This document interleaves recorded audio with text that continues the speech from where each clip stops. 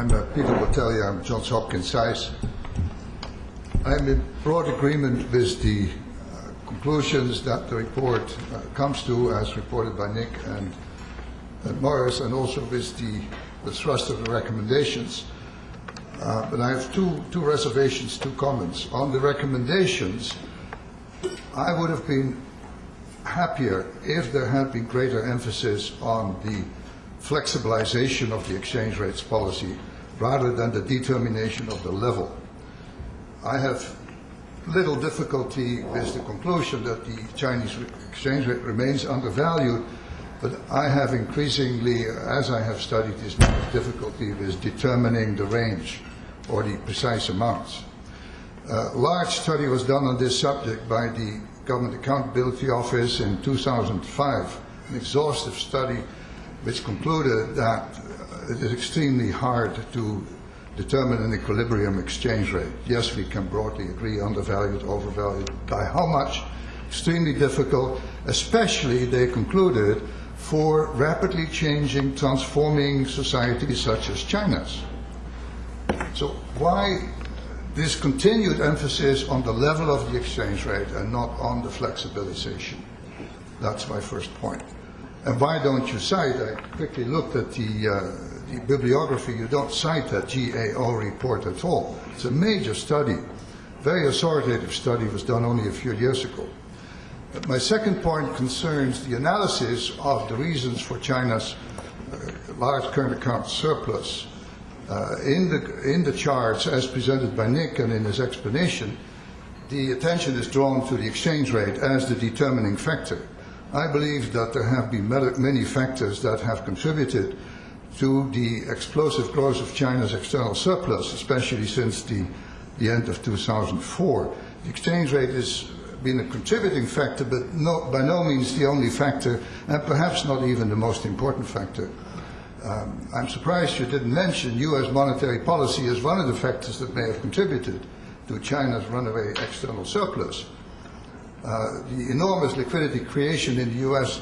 contributed to an enormous import spillover into the U.S. and the U.S. current account deficit, and consequently also China's current account surplus. Nick, in his explanation, discounted the possibility that the productivity growth might have been a factor. He suggested that there is no reason to believe that productivity growth in China in the 80s and 90s was very different from what it was since the late 90s. I believe there are reasons to believe that productivity growth after the big reforms of 98, when Sturanji became the prime minister, was a key factor and probably much more important than the exchange rate. I agree with Nick that we don't have the analytical evidence. There are no studies that conclusively prove that productivity growth, especially manufacturing, jumped.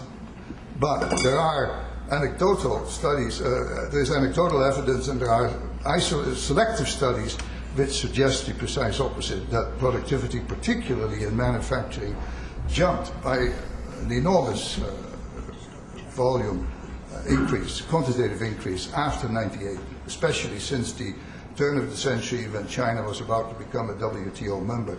And if that is correct, then the perspective on the reasons for China's current account surplus become very different. Then the exchange rate becomes a much less important factor than it is suggested to be.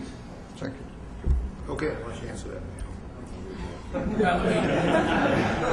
Let me just maybe deal with the first part of that. Peter asked, well, why are you looking at the level instead of the volatility?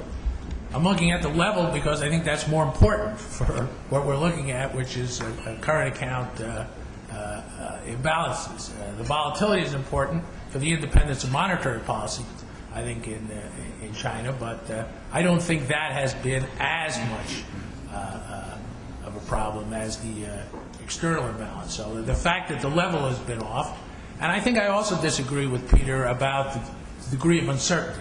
I mean, one does not get these things precise, but when you have a country that has an 11% current account surplus and has an overheated economy and all the other things that describe the evolution of this current account, growing steadily from 1% to 11%. I don't think this is a tough call, and to the extent that some other people haven't concluded as such, I believe that is their problem. In any case, we have done a number of surveys here, including by our colleagues Bill Klein and John Williamson, that also made an exhaustive study and found, in fact, that most of the studies find that the exchange rate is undervalued. And as you move from 2003 up to 2007, the extent of undervaluation in those studies increases. So I think there is a reasonable consensus that it's undervalued, that it's become more undervalued, and I think that's the main thing that counts. Of course, we wouldn't mind if the volatility goes up. That might be helpful in some respects, but I think it's not been the same scale of the problem as having the wrong lever. On the productivity growth, we do quote the study that I know you're familiar with, a recent exhaustive study of the Chinese economy edited by Cambridge Press, edited by Tom Rowski and Lauren Brandt. In the chapter that Rowski and Perkins do, they find total factor productivity growth between 1995 and 2000 was 3.2% per year, and between 2000 and 2005 it's 3.1% per year. So it's very hard to see from their evidence, which is the most recent and one of the more comprehensive studies of this, that productivity growth has accelerated. I would entertain the possibility that labor productivity growth may have accelerated because we have capital deepening because of overinvestment. But I think on a total factor productivity basis, which is what we want to look at, productivity growth, I don't see any evidence that productivity growth has accelerated. In any case, even if it had, that would just mean we would tilt our line up for our estimated equilibrium exchange rate. I mean, one of the key things we try to emphasize in this study is, the equilibrium exchange rate is a moving target, and among the most important factors determining the change in the target is what's happening to productivity growth. If you have productivity growth that's much higher than the rest of the world, unless you have a lot of appreciation, you're soon going to have a massive current account surplus, and we think that's exactly what happened to China between 2001 and 2007. Yeah, let me just add 2 quick points to what Peter said. The first is to really underline Nick's last point. Peter, you sort of characterized productivity growth as an alternative to exchange rate movement to explain the big rise in China's current account surplus, but they really are part and parcel of each other. And as Nick just said, faster productivity growth requires faster appreciation of the currency in order to avoid growing disequilibrium, which is what we've seen in China. So I would say those are opposite sides of the same coin, not alternatives. On your other point that maybe U.S. monetary policy had something to do with it, I think that's an important consideration where there have also been some dramatic changes the last year or two that I don't think Nick and Morris emphasized in their remarks today. If U.S. monetary policy was a factor in the equation, as surely it is, in terms of the big U.S. external deficit, then you would expect that to be fairly widely spread around the world. There'd be no reason that was China-specific, compared with Germany-specific or Japan-specific, or any other surplus country. What has happened in just the last year or two is an amazing degree of concentration of the global surplus in China. The last IMF compilation showed that 70% of all the world's surpluses combined were now accounted for by China. In this year, 2009, amazing as it seems, the absolute level of China's surplus in dollar terms is going to be pretty close to the absolute level of the U.S. current account deficit, also in dollar terms. U.S. current account deficit's been cut roughly in half. It'll be somewhere around $400 billion, plus or minus a little. The Chinese current account surplus is also going to be pretty close to $400 billion. Amazingly, the Chinese global imbalance is going to be about the same as the U.S. global imbalance. So any notion that it's a generalized phenomenon of which China is only a small part, I think is really dispelled by the evolution of the global payments pattern and the prominent role China now plays in that. And if there was any doubt the fact that China really is an outlier on the surplus side of the equation, the same way the United States is, of course, an outlier on the deficit side, and that's why it's critical for the two to both take adjustment actions to try to limit the imbalances and avoid the replication of the problems that Morris talked about. Yes? Hi, Tom Gelton of National Public Radio. I have what's essentially a political question, and I'm curious about any of your views on it. Morris, you mentioned the IMF backing off exchange rate surveillance with respect to China. I'm wondering to what extent that actually reflects the U.S. government, the Treasury Department's inclination as well, and whether this will even be an agenda item at the economic dialogue next week.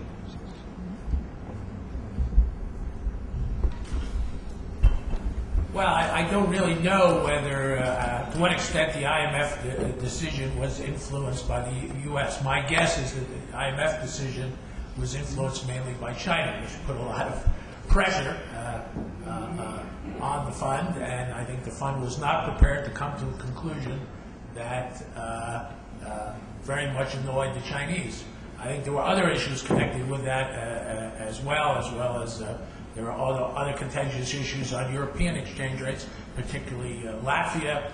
When they first applied the new decision in 2007, the first country they picked to do it was the Maldives.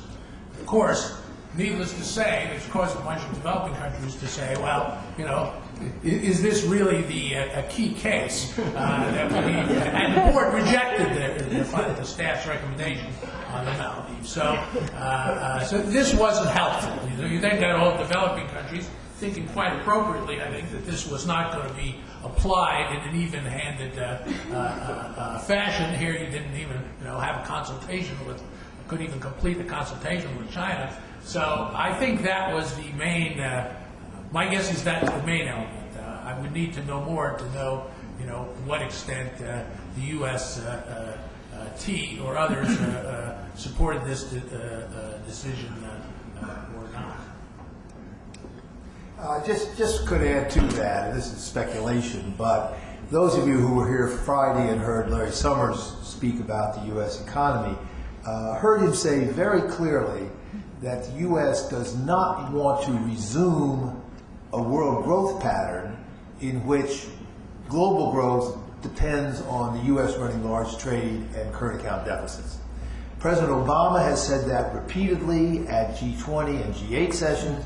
The U.S. has called on the rest of the world for not just a global recovery strategy, but a global rebalancing strategy in which the recovery is sustainable because it does not rely on the U.S. being the consumer of last resort, again borrowing heavily, and attracting capital inflow that, as Morris said, repeats the conditions which promoted, or at a minimum facilitated, the over-leveraging and underpricing of risk that brought on the crisis.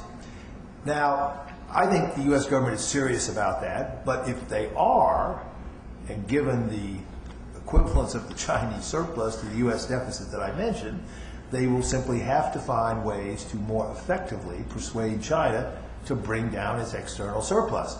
Now, Nick hasn't mentioned it yet, but the second quarter numbers were actually quite encouraging.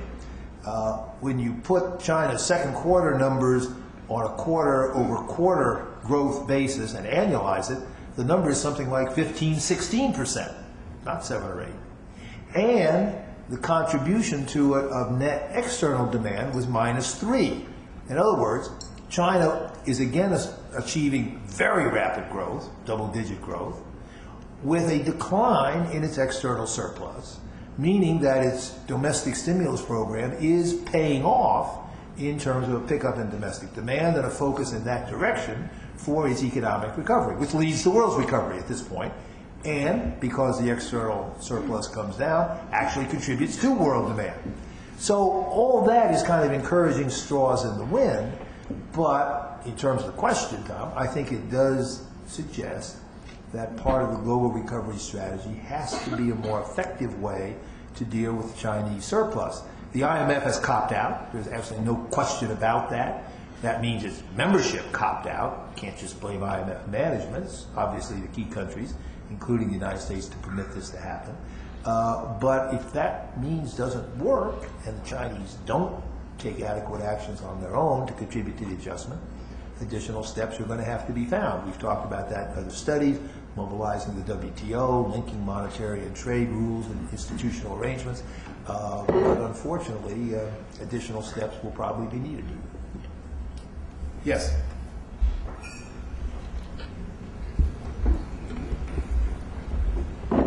Steve Cohen from American University. Two questions for either or both of you. First, about the efficacy of an appreciation of the renminbi. If the Chinese continue to be savers, if a very large part of their export sector is simply re-exporting imported components, then a decline in exports presumably would be matched by a decline in imports. So I'm wondering how one would think that the exchange rate would have a major impact in reducing the Chinese surplus, especially if they're offsetting deficit countries. Secondly, there is another scenario in terms of exchange rate policy that you didn't mention.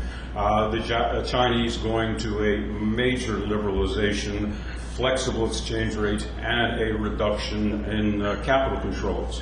That scenario suggests that a large capital outflow would, and a floating renminbi would cause depreciation, not appreciation.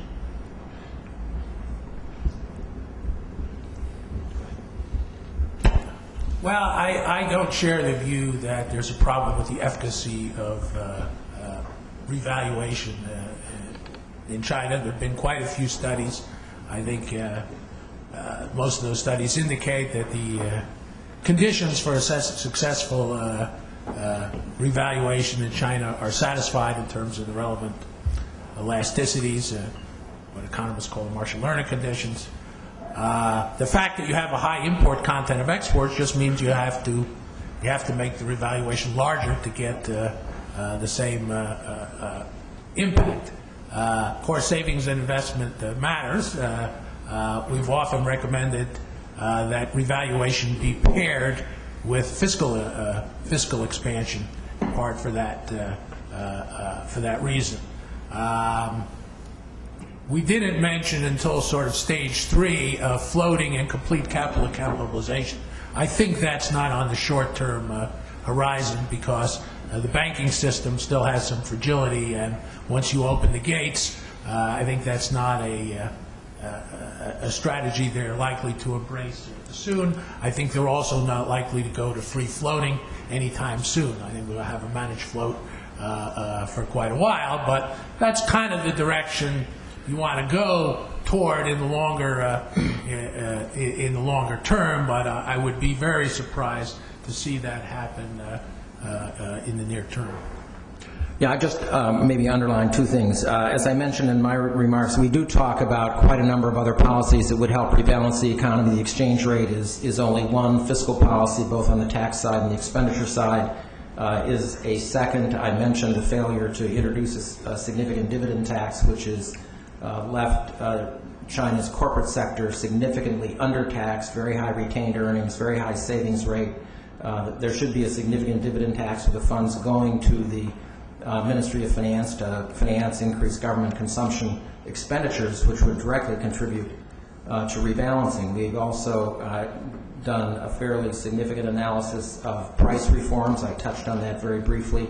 That would help in the rebalancing. The inputs that are used most intensively in the tradable goods sector are highly subsidized, and until we get much further along in terms of price reform, you're going to have a tendency for overinvestment in manufacturing, higher profitability in manufacturing than you would otherwise have, and a tendency for moving in the trade surplus, strongly in the trade surplus direction. There are other areas that we talk about. On the capital account liberalization, I agree with Morris completely. They have a long way to go before they want to have capital account liberalization. We talked about interest rate liberalization as certainly being part of it. It would be a huge mistake to move rapidly towards capital account liberalization now when you have a highly distorted domestic interest rate structure. They also need to have a much more significant domestic capital market and other things in place before they move towards capital account liberalization. So I don't think the option 2 is realistic certainly not in the short term, and maybe even not in a 2 to 3 year term as well.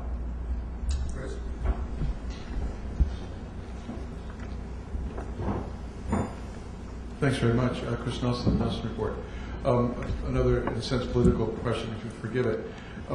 What's been your assessment so far of the message you're hearing from the Obama administration to the Chinese in terms of what you've been talking about today? And in particular, do you think the advent of Bob Hormats at State may help, in a sense, unify the State/Treasury joint co-sponsorship, or whatever it actually is? Where is he on some of these things? How would you rate the chances going forward of a more coherent, more forceful message? Thank you. Well, I'll just take a brief shot at this. I certainly think perhaps one of the best indicators of the administration policy is the speech that Secretary Geithner gave in Beijing a few weeks ago, and certainly the rebalancing message was a very important part of it. As Fred indicated, it's been on the U.S. agenda at a number of important international economic gatherings over the last couple of quarters, and it's clearly perhaps only slightly below climate change/global warming in terms of an agenda item for the discussions next week. Bob Hormats is a protege of mine, so you can assume that he will take a sensible approach to all these issues. Next question. Yes. As you know, To him too. I'm Teresa Terminacian, formerly from the IMF. As you know, China is one of the most decentralized countries in the world, and in enormous proportion in relation to other countries, of the expenditure goes through various subnational levels. A sustained change, improvement in the social safety net will require some pretty fundamental changes of the system of intergovernmental fiscal relation, in particular as regards the system of transfers.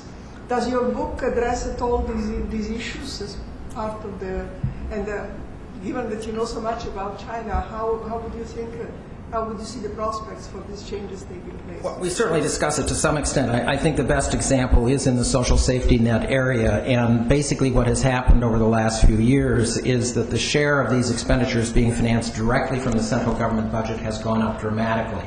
Particularly the rollout of the rural cooperative healthcare system has relied on very substantial central government outlays that are handed out to the county level administrative units that are responsible for the actual implementation of the rural cooperative healthcare scheme. So I think obviously there's a way to go. I think China does have a relatively underfunded program at the county, provincial level, lower levels of government. But I think the central government has recognized that, and as you recall from my chart, the growth of government expenditures in total in recent years has been, substantially in excess of the growth of nominal GDP. So that the share, the budget share of GDP has been going up. The central government share is still very high, and they're allocating massive amounts of money for social programs, even though they're being administered at the local level. And there's some discussion of this in the part of the book that addresses the social safety expenditure question. I would add just two slightly broader points to that. You're, of course, absolutely right that the role of provincial governments in China is critically important. We published a book last year, part of our China Balance Sheet project, called China's Rise, in which there was a very good chapter on the role of the provincial and local authorities in economic policy, and those of you who are interested might want to refer to that. The other point is that, as you suggest again, a lot of economic policy in China is kind of a battle between the central authorities and the provincial authorities for who can call the tune. And that's one of the reasons we have always argued that exchange rate management and sensible exchange rate management is very much in the interest of the central authorities, because like other macroeconomic policy tools, monetary policy for example, it does provide primacy for the central authorities and provides a way for them to overcome the resistance of the provincial governments on specific issues. When you're doing command and control kind of policy and trying to work individual sectors and individual deals and all that, the provinces can often trump the central government. But when you're operating nationwide, monetary policy, exchange rate policy, fiscal policy, you in Beijing have lots more authority. So to the extent we want to see a unitary policy emerge from China, all these macro tools are likely to be much more attractive to the central authorities. And that's one of the grounds on which we have argued that they, in particular, ought to want to go down the road that we talk here. They may not like all the details of exchange rate policy that we propose from time to time, but as an ongoing policy tool and device for asserting and strengthening the capabilities of the central government, going down that road is very, very promising. Yeah, Patrick. One, I want to thank you all for your continuing great work in this whole area. I was here on Friday when Larry Summers spoke, and I remember there was a gentleman from the Chinese media who asked Larry about our large fiscal deficits and expressed concern, I think, in China, that this was going to lead to inflation and that therefore their U.S. dollar holdings would go down in value. I remember that question. At the same time, everything I see is that the Chinese are still in there making major purchases of U.S. dollar assets, both in treasuries and others.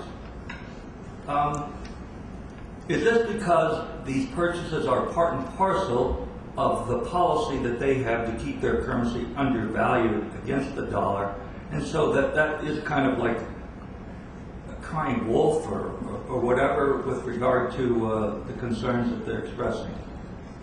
I just see some contradiction between these constant talk about we're worried of our investments in your dollar, but yet we continue to buy more because that's the way we keep our currency undervalued.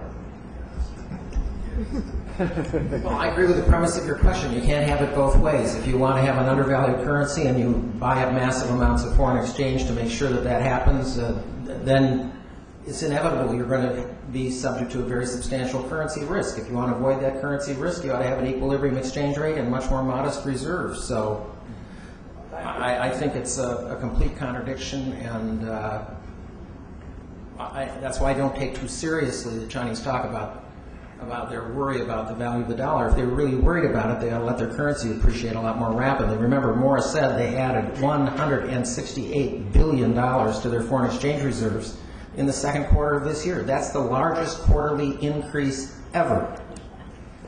Thank you.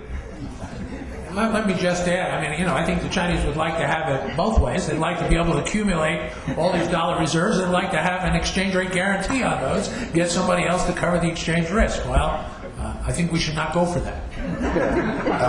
I would acknowledge Morris and Nick don't like the following illustration that I would use, so I have solved them from any responsibility for the point. But I think it's illustrative. The Chinese exchange market intervention over the last year or so, particularly dramatic in this second quarter, is about twice as great as it was before July 2005 when they announced their more market-oriented exchange rate policy. Intervention is about twice as great to block the appreciation of their currency. So on that metric, I like to argue that their policy is about one half as market-oriented as it was before they announced their market-oriented policy. Now, as I say, Nick and Morris don't like to put it that way, but it seems to me that does kind of dramatize how they have not really done what they said they were going to do. And Nick's reminder that their second quarter buildup of foreign exchange is the biggest in there, and one might add human history, kind of underlines the point. Yes, Fred is right. We don't like that metric. But they never persuaded me why. Bill. Bill Helke, I'd like to get back to kind of the issue where we started, which is setting a price versus letting the currency flow. And as Morris, I think, correctly pointed out, the issue is what's more important, a current account or monetary independence in China. And I'd like to bring up another point. You brought up monetary independence in China. What's the probability that this fixed exchange rate is distorting the effectiveness of monetary policy in the United States from your perspective? Is it 0 or 1 or is what? Well, I guess I would not think of the Chinese exchange rate as the major, determinant of U.S. monetary policy. I think we have a clearly pretty floating exchange rate, so I think we have enough monetary independence to do what needs to be done with monetary policy. Now, of course, we have to sell a lot of bonds, and that's an issue. We need people to buy those, but I don't. I guess I don't see that as such a constraint on U.S. policy as we do on the Chinese side. Our recommendation to you is plot the forward nominal yuan dollar and principal dollar asset prices over the last 3 years. But Bill, I do think we have to add to what Morris said, which is, of course, correct, the straightforward kind of technical and economic answer. I think to sort of a broader macro dimension of it, as Morris said in his remarks, it's now widely agreed that the big international imbalances did, at a minimum, provide a facilitating element in the buildup of the monetary bubble in the U.S. and the onset of the current crisis. The global imbalances, therefore, were, to an extent, different people differ as to the judgment how importantly, but the global imbalances were one of the root causes of the onset of the crisis. China's massive intervention to keep its surplus high and growing had to be an element in keeping our deficit high and growing. And so in that sense, I think one has to say there is some degree of causality between Chinese policy and what happened here and in the world economy as a whole. Now, I'd be the first to say the Chinese did not force our banks to make stupid subprime loans and did not force our financial markets to underprice risk and do all the stupid things that it did. But they certainly did contribute to the macro and monetary environment in which all this was at least permitted to occur and indeed maybe encouraged and incentivized to occur. So I think we have to take seriously the need to avoid the recurrence and revival of large imbalances of that type from the U.S. side, and that inevitably, since it takes two to tango, does require some correction on the Chinese side. And in that sense, I think the linkage is potentially pretty important. I guess my point is just China's too large to be on a fixed exchange. Absolutely agree. Anybody else? Yeah.